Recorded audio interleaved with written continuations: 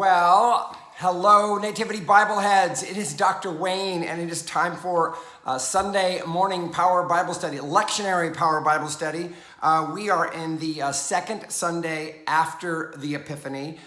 So remember, January 6th is always Epiphany Day. It is the marking of the beginning of the manifestation of Christ. The Christ being presented to the world. It starts out with the three wise guys from the east who recognize that this Jewish Messiah is indeed the Savior of the world, even though it doesn't really pan out that way as far as they are proleptic, if you will. They show up as knowing more than anybody else knows, but yet still he's unknown. It's like that secret way of saying this is the real truth, but not everybody's gonna know it until the end. So in our Epiphany readings, what we get is Jesus showing himself to the world. And the gospel text for this week will be the John 2, verses 1 to 11, the wedding at Cana, when Jesus turns water to wine. Very important aspect of his manifesting. We'll talk about that. But the other passages, of course, go along with that. We'll have a reading from Isaiah 62, 1 through 5. Psalm 36. In our worship, we're just going to do verses 5 through 10, but I might talk about the whole thing. 1 Corinthians 2, 1 to 11, the thing on spiritual gifts. We got a lot to cover with all of these readings. So let's start out with Isaiah 62, verses 1 to 5. Now, first of all, whenever we hear a chapter number for Isaiah, you always got to figure out in your head, okay, which part of Isaiah is this? Well, the number 62 should give you a clue. Okay, yeah, exactly. The last part of Isaiah. The last part of Isaiah is the part of Isaiah that is talking about the restoration of the taking back of the land. The people are now back and they're ready to just rev it up big time because they're so happy to have they're not in exile, they're not mourning, they're not anticipating coming back, they're actually there, and then now they want to manifest something wonderful. That's what we get in Isaiah 62, verses 1 through 5. For Zion's sake, I will not keep silent, and for Jerusalem's sake, I will not rest. By the way, this is a classic Hebrew poetry. Remember, anytime we've got the strophic kind of lines, notice how the words kind of say the same thing, but sometimes a little different. It's the basic thing of parallelism. Hebrew poetry is mainly the thing about rhyming doesn't exist in Hebrew, but it does have assonance of thought, if you will. Okay. For Zion's sake, I will not keep silent. For Jerusalem's sake, I will not rest until her vindication shines out like the dawn and her salvation like a burning torch. The nations shall see your vindication and all the kings your glory. Anytime we have this mention of nations and kings, it's always talking about the non-Jewish world, okay? So the thing says that they'll see your vindication, all the kings will see your glory. It means that nobody's going to miss the wonderfulness of what happens with a fully restored Jerusalem. This is the thing that the prophet is zoning in on. And you shall be called by a new name that the mouth of the Lord will give. New names are always a big deal. It symbolizes a new birth. This is one of the things that they would talk about in with regard to baptism. In fact, I think in the LDS tradition, they actually give them a secret name, a new name, when they get baptized.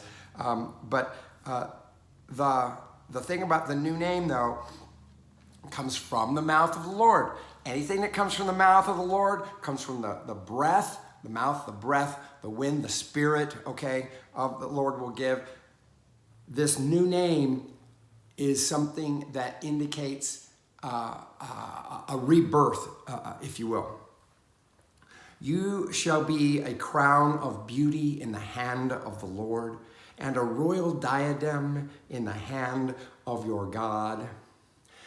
We talk about the jewel, the one of the Old Testament pictures of Israel is that it's this shiny, bright, shiny, wonderful, precious thing in the hand of God. Okay, that kind of being held, if you will.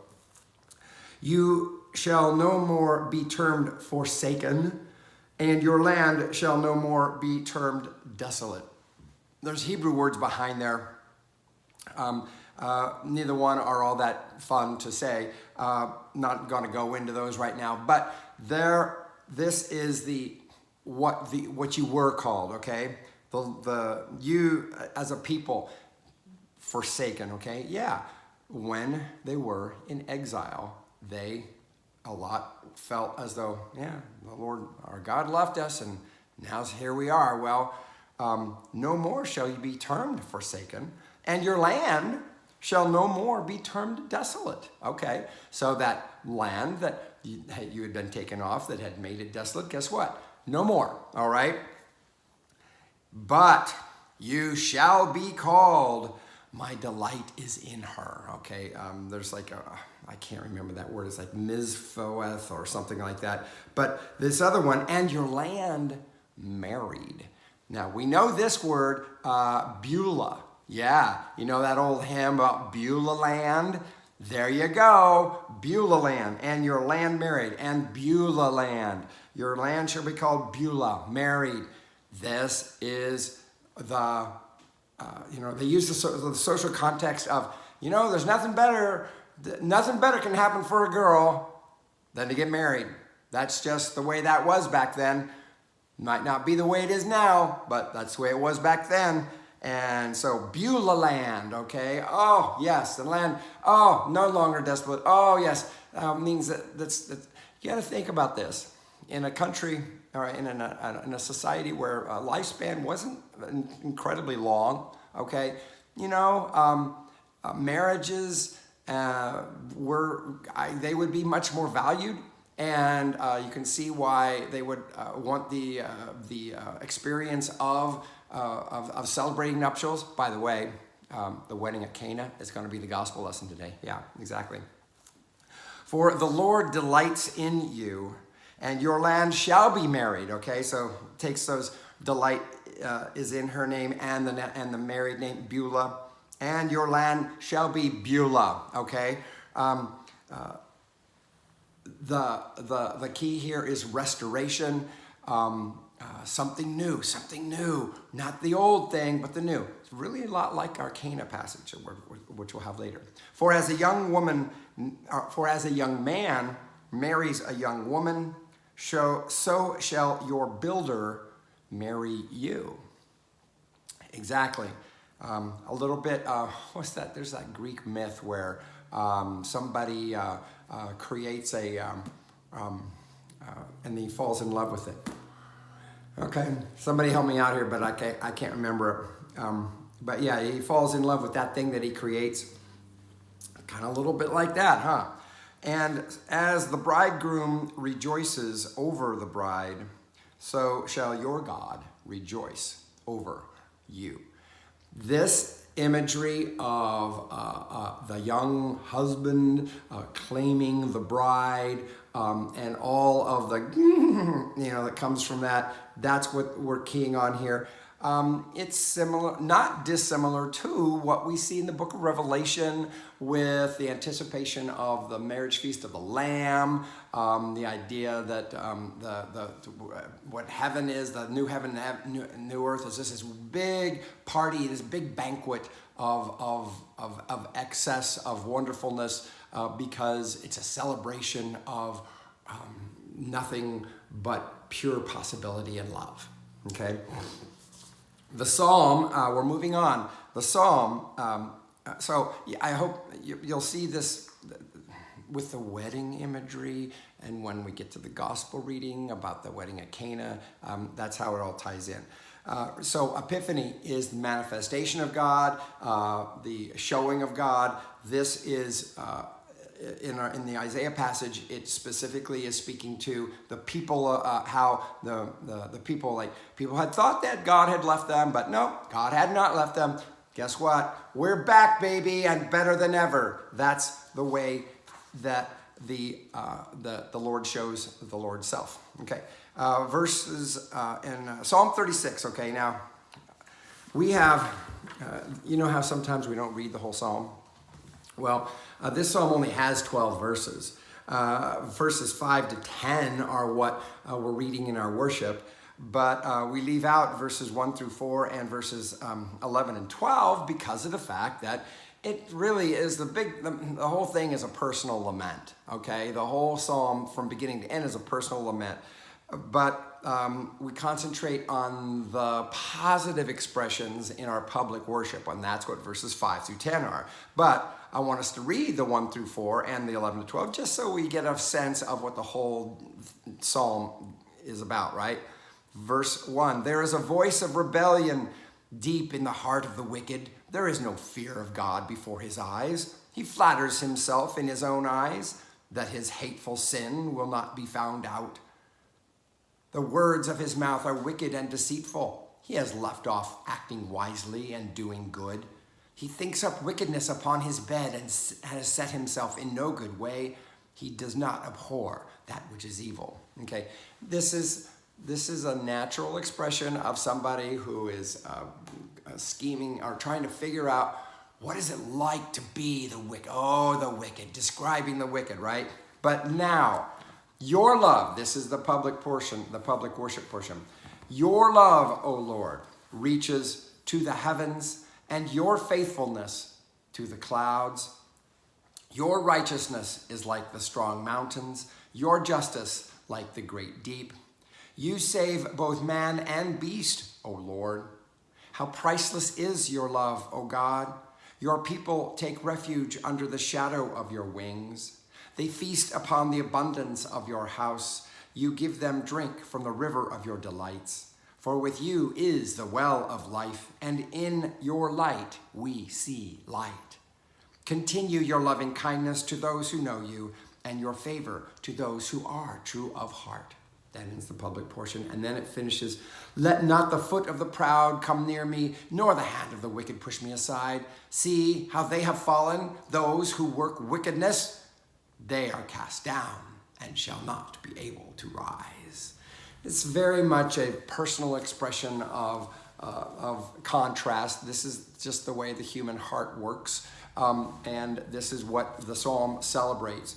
Now, in the portion that's publicly read, notice how it describes the feeling of what it is to be in God's love, with the use of metaphors and similes. The strong mountains, faithfulness is to the clouds, justice, what? It reaches like the great deep. The great deep is like the eternal nothingness out there, not nothingness, but the tahom, okay? Justice like that is like, it's just like never ending. It's just like always churning, always churning, always churning. You save both man and beast. To say you save both man and beast, by the way, that's that verse 6 that gives hope to, when you're a little kid and your pet dies and then you're told that your loving pet died and has gone off to the happy hunting grounds, or will you see your pets in heaven and all that. This is where people like to go when they're looking for a little scriptural evidence. You save both man and beast, oh Lord. Yeah, see, this is just to say, I believe that just as beast isn't saved because of their goodness or badness, neither is man. We're not saved because of our goodness or badness. It's all grace, okay? That's what I think it's saying. Although, if you want to go with that so that you'll see little Fluffy in heaven, go right along with it. How priceless is your love, O God. Your people take refuge under the shadow of your wings. That expression is obviously building on a metaphor of, like God as a bird. Not unusual. We've seen God as this hen, this mother hen, that picture. These metaphors are ubiquitous in Scripture. And when we are trying to express the feeling of grace, sometimes we just reach wherever and grab whatever we can to try to express it. They feast upon the abundance of your house. You give them drink from the river of your delights. Remember, the temple was a place of people would take their animals for sacrifice. Yes, a portion of it would go to the priest because that's basically his salary. It would be cooked, if you will. And yes, they did eat. Sometimes there were different kinds of offerings. There were offerings where there were the whole thing got burnt up into smoke and went to God. And then there were the kind that basically became food. And what it ended up being was like a big old family barbecue, if you will. And so this is why they talk about feasting on the abundance of your house, giving them drink from the river of your delights. This is one of the things that would happen in the temple, was these kinds of family feastings, okay? For with you is the well of life, and in your light we see light. Continue your loving kindness to those who know you, and your favor to those who are true of heart. So anyway, whenever we see that passage, that phrase loving kindness, by the way, it was also back in verse 5, it didn't get translated as such, but that Hebrew word chesed is a very key word in describing the covenant love of God. Sometimes we see the word loving kindness, sometimes we see covenant love. It means solidarity, God's solidarity with us. It gets translated a lot of different ways, but chesed, very key word in terms of describing God's solidarity with us, where there is no breaking, there's no such thing as even the possibility of breakage. Solidarity, loving kindness, covenant love. That is what our psalmist is referring to. So this reference to the feast, drinking from the river of your delights, this is part of why we would see there was a tie-in with the wedding at Cana, right? Because what is a wedding? It's a celebration, and it's a big party, it's a big feast, big festival, a lot of drinking and all of that. And that is why we have this tied in with our theme of Epiphany. Now, let us move on. We are going on to 1 Corinthians chapter 12. Now, we're going to get a lot of 1 Corinthians. In fact, 1st and 2nd Corinthians, we get that every year, by the way, in the Epiphany cycle of readings. And this year, we're going to get some pretty continuous type stuff here. This is that section where, remember, Paul is dealing with a church that is experiencing disruption. Some people, are expressing their gifts, if you will, in a way which is not edifying. And so Paul has to put the kibosh on, okay, let's just make sure we're all on the same page here. So we're going to start out this section of Corinthians. And like I said, we're going to be reading from it for the next few Sundays, several Sundays. But here, chapter 11 of 1 Corinthians, verses 1 through 11. Now, concerning spiritual gifts, brothers and sisters, I do not want you to be uninformed. Another word for uninformed is ignorant, by the way. We treat ignorant as a bad word, but it just means uninformed. You just haven't got the information yet, okay? Now, concerning spiritual gifts, brothers and sisters, I do not want you to be ignorant. You know that when you were pagans, you were enticed and led astray to idols that could not speak. So this is Paul's way of saying that are giving us a clue that the church wasn't mostly Jews. A lot of times the churches he wrote to, they may or may not have been like Jewish Christians, or they were Gentile Christians. These are obviously Gentile Christian, non-Jewish Christians, right? You were enticed, led astray. So yeah, so it was like, in the past, you've shown yourselves to be easily led astray, shall we say, okay? Therefore, I want you to understand that no one speaking by the Spirit of God ever says, let Jesus be cursed. And no one can say Jesus is Lord except by the Holy Spirit. Okay, it's very possible that Paul is dealing with one of the earliest Christological heresies that we know of, and that is in the Gnostic way of thinking. There was a strain of thought out there that held that matter was bad, okay? To have a body was bad because matter was inherently evil. And there were many pagan religions that celebrated this fact. And what you should attain to would be the Spirit. Oh, the Spirit. And it's very possible that some thought that there's no way Jesus could have had a real body because matter is evil. Therefore, if Jesus had matter, then he would be evil, and he wasn't. So he couldn't have actually had a real body. This is like I said, one of the earliest Christological heresies that were out there. And it's very possible that this thing that he's saying, how could a person say, let Jesus be cursed? Well, it could be speaking of the material body, which was believed to be evil, and therefore it's very possible that's what he's saying. Or maybe he's just making something up that doesn't exist. We're not for sure, but he's trying to draw a demarcation between what it means to be filled with the Spirit of God and truth, as opposed to, not that, okay? What we say when we are, when we're full of the true Spirit, there's nothing bad can come of it, is what Paul is trying to say. No evil can come of it, because that's the way God's Spirit works. And so if it's creating division and problems and upset, then maybe it's not of God. This is kind of what he's saying.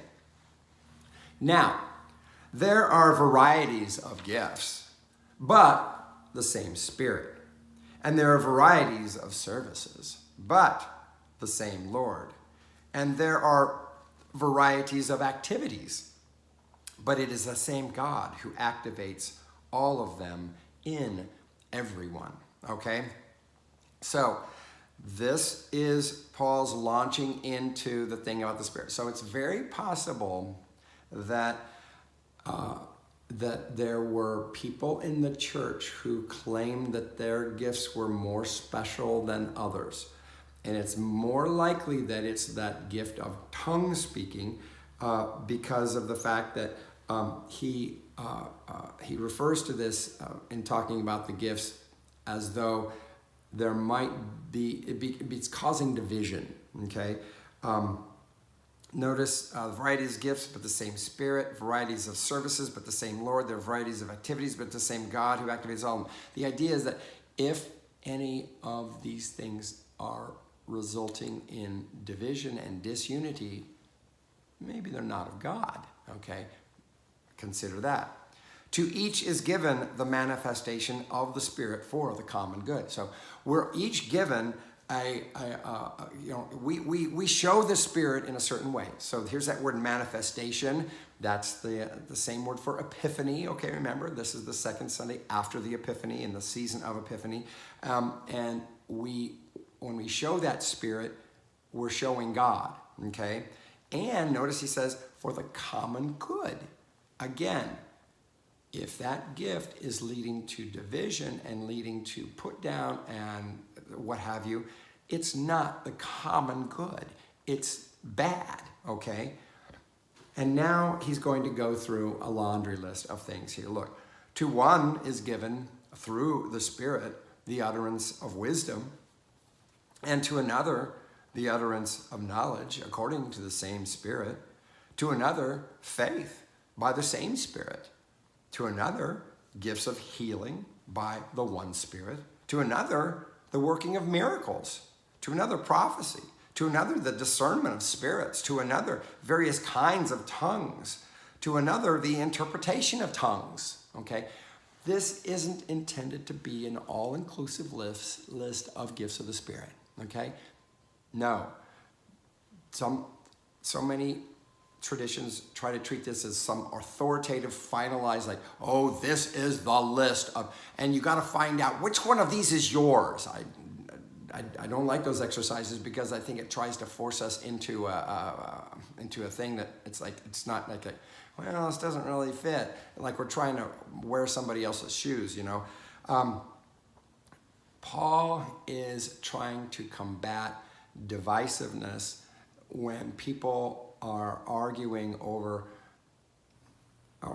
when the gifts cause division, okay? He's trying to argue against for that. It's like, if it's causing division, that maybe it's not as good as you think, all right? I'm not going to go into what all of these different kinds of things are, but I think you kind of get the idea, right? That maybe none of these like totally fits for you, but maybe it does. You know, that's fine. But notice how at the very end, that's when he mentions various kinds of tongues, and to another, the interpretation of tongues.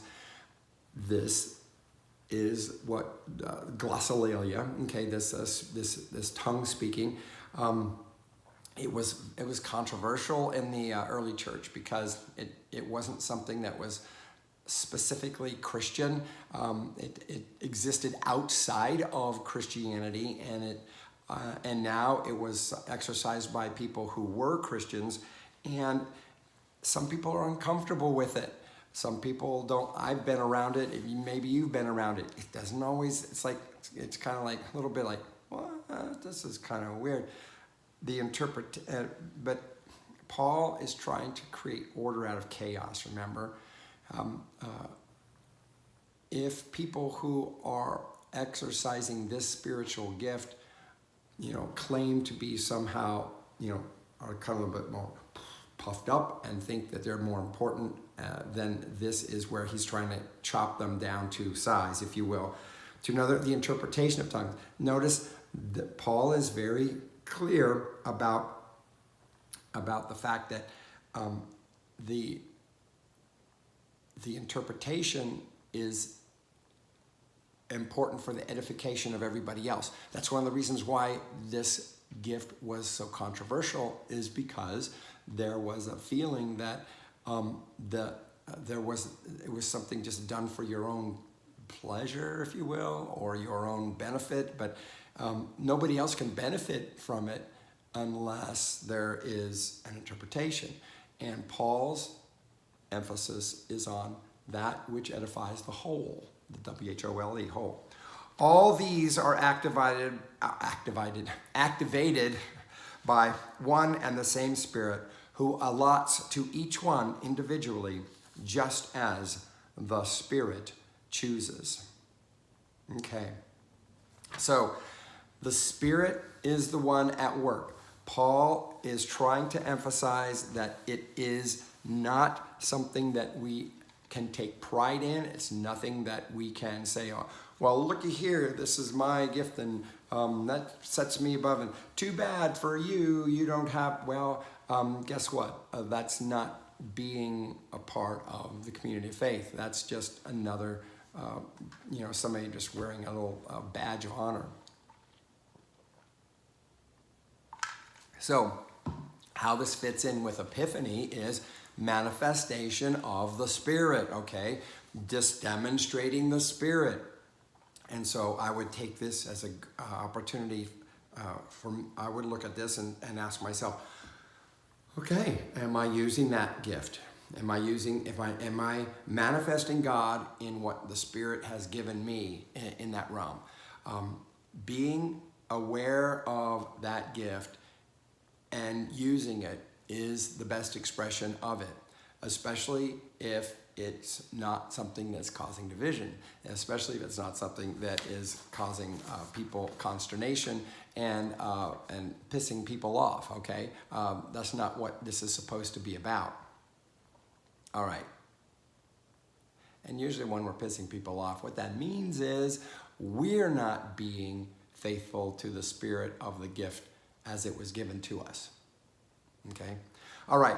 We're moving on to John chapter 2, verses 1 to 11. Yeah, I know this is the year of Luke, but we can't get this Cana passage anywhere else but the Gospel of John. So we steal from John a chapter here for Epiphany. On the third day, there was a wedding in Cana of Galilee. Okay. This is kind of an interesting thing about on the third day.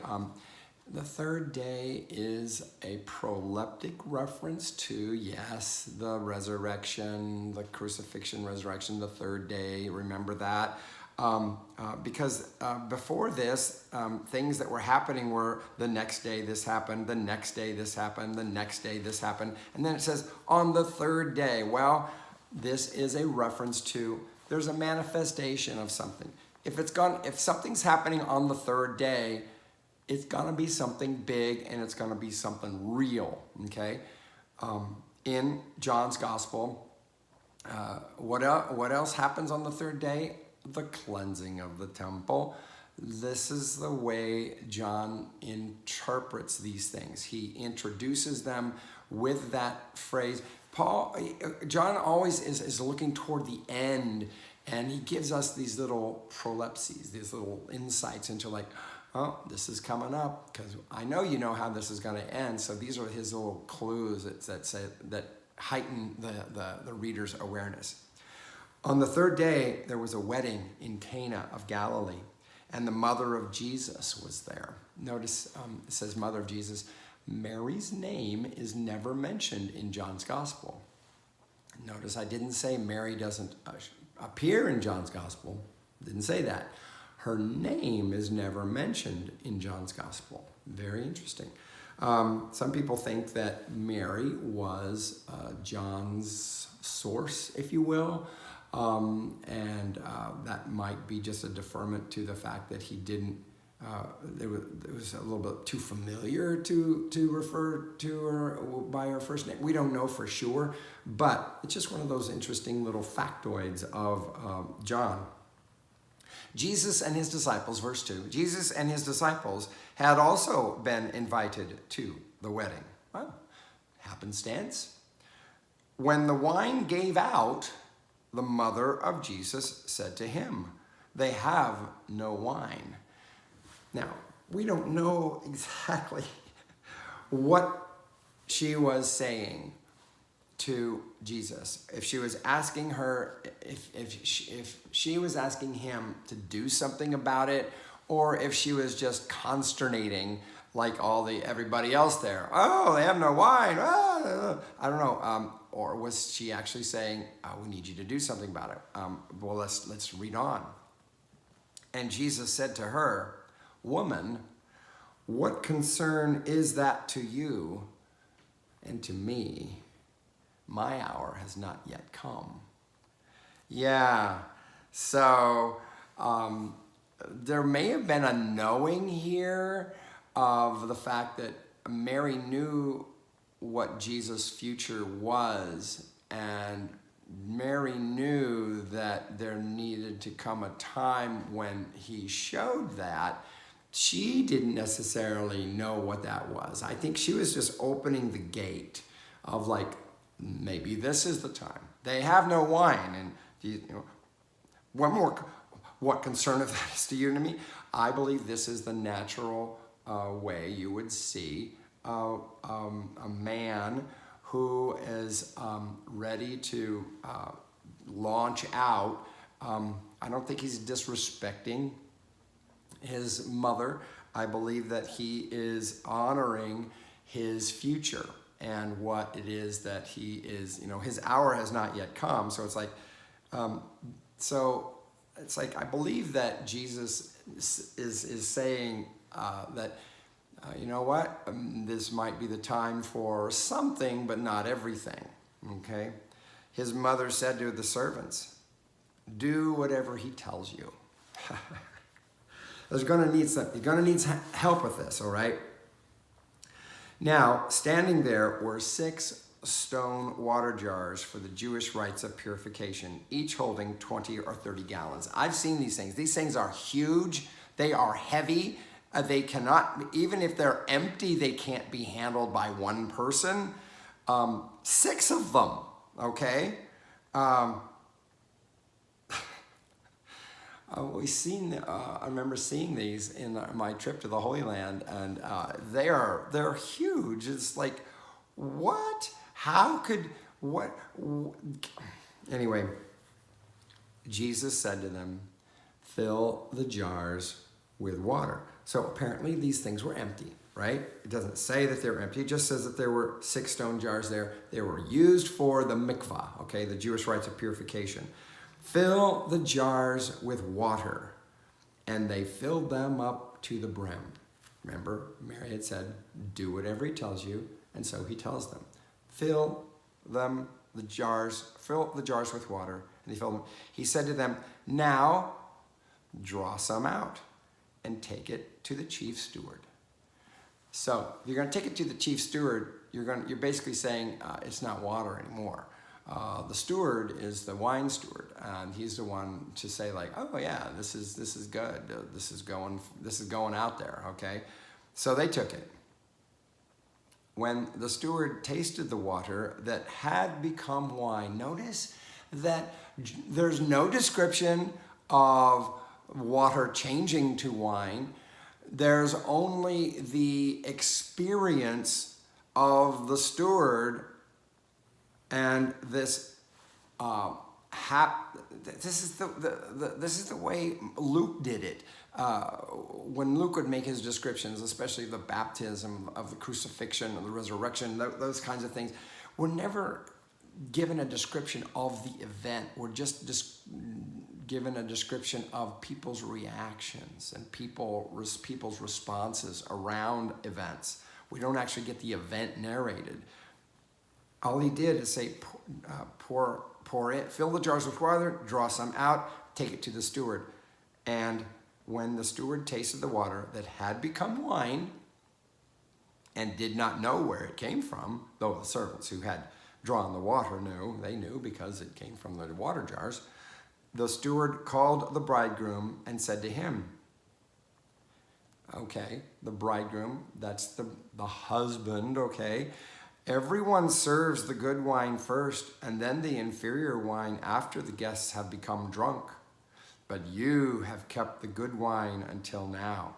So, talking to the bridegroom, remember, in the big picture of Israel, God and Israel, God is the bridegroom, right? And Israel is the bride, right? And so this thing that the bridegroom says, everyone serves the good wine first and then the inferior wine after the guests have become drunk, but you have kept, he called the bridegroom and said to the bridegroom, okay, this is the words, the steward called the bridegroom and said to him. I want to make sure we're getting this right.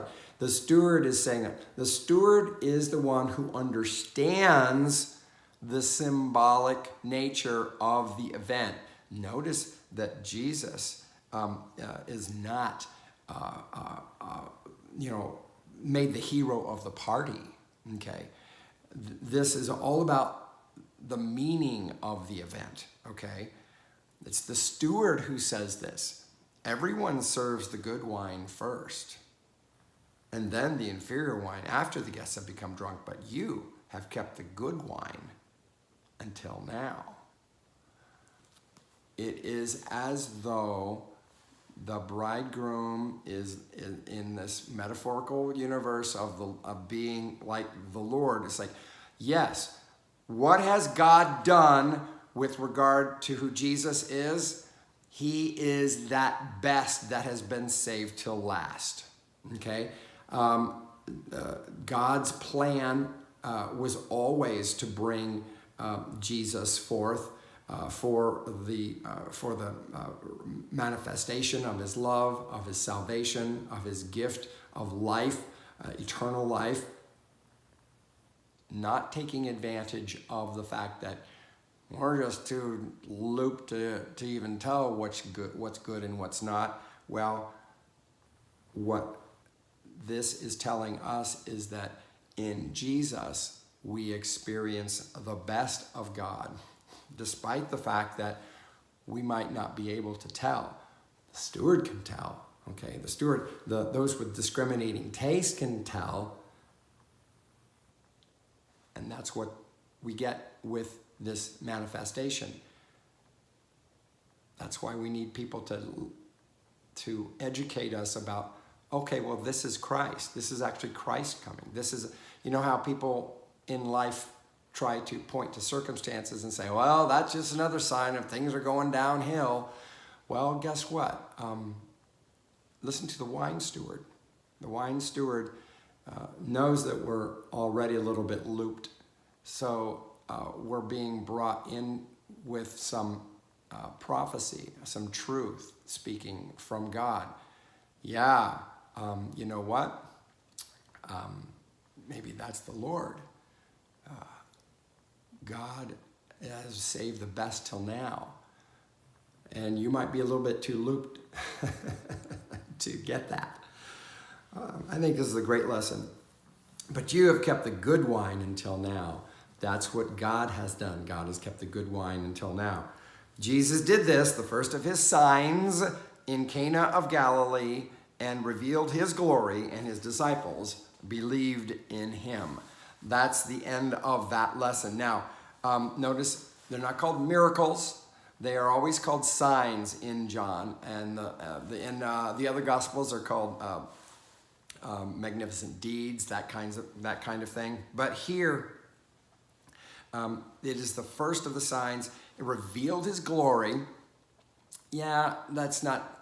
They don't reveal his glory, which is to say that's what makes it an Epiphany text. Okay, they revealed his glory, but not the total glory, not the total, because it's clear that it's not until he is raised up, on the cross, that the total thing is seen. And his disciples believed in him.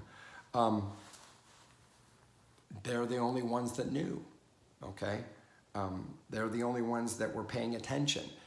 Nobody else notices this. This was a thing for his disciples to get them in, to get them committed. It wasn't for the whole world, and that's one of the reasons why we have it as the first one. It's not intended to be the complete one, just something that draws the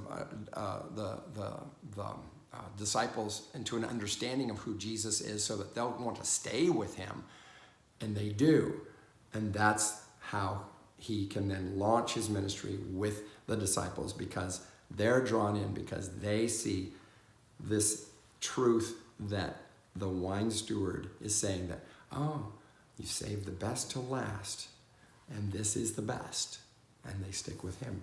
So this is John's specific kind of a message.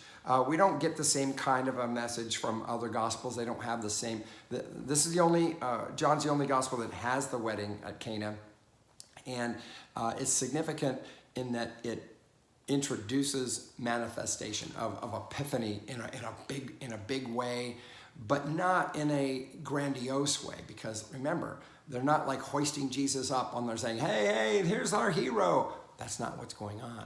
This is for the benefit of the disciples, so that they would believe in him, so that Jesus can then launch into his ministry. And it's not going to be long after this that he goes into the temple and does that cleansing in the Gospel of John. But that is it for the second Sunday after the Epiphany. Blessings on your day, blessings on your week, blessings on your being the manifestation of God. Peace.